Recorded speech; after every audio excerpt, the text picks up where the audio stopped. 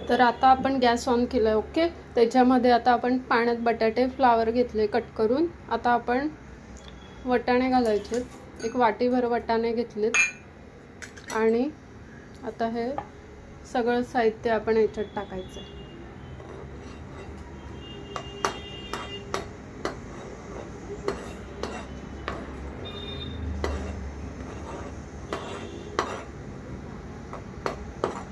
आणि आता आपण याच्यामध्ये हळद टाकायची आहे.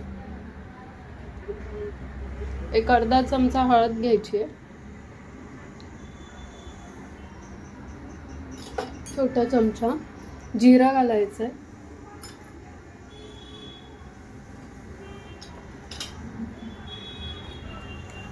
तिखट घालायचं आहे. काश्मीरी तिखट घाला 2 चमचे. आता तर आता इथे आपण 2 लाल काश्मीरी मिरच्या घेतल्यात, 3 लसणाच्या पाकळ्या आणि थोडंसं आलं घेतलं आहे. असं 2 चमचे आपण ही पेस्ट करून घेतली आहे. आता आपण ही पण याच्यात घालूया.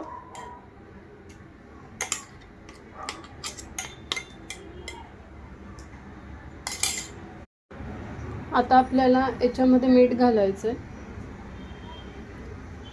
1 ते 1.5 चमचा आता आपण मीठ घालायचं आहे आणि मिक्स करून घ्यायचं आहे. वाटलंच नंतर पण आपण घालू शकतो, पण कुकरला लावताना पण थोडं घालायचं. आता हे व्यवस्थित सगळं टाकून झालं आहे. आता आपण झाकण लावून घेऊया थोडीशी उकळी आल्यावर.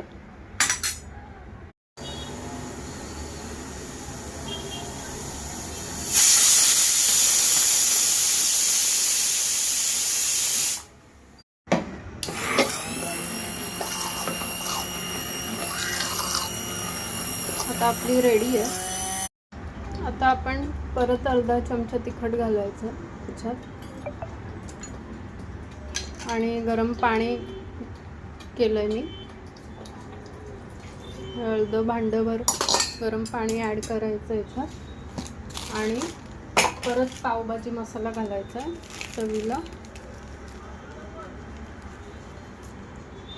परत एवढा घालायचा. याच्यात आपण कुठलाही कलर ॲड केलेला नाही आहे. तर इथे तुम्ही बघू शकतात आपली पावभाजी मस्तपैकी रेडी झाली आहे, झटपट अशी. तुम्ही पण ही अशी नक्की ट्राय करून बघा आणि कमेंटमध्ये नक्की कळवा की कशी झाली आहे. जर ही रेसिपी आवडल्यास नक्की ट्राय करा आणि चॅनलला लाईक, शेअर आणि सबस्क्राईब करा. थँक्यू.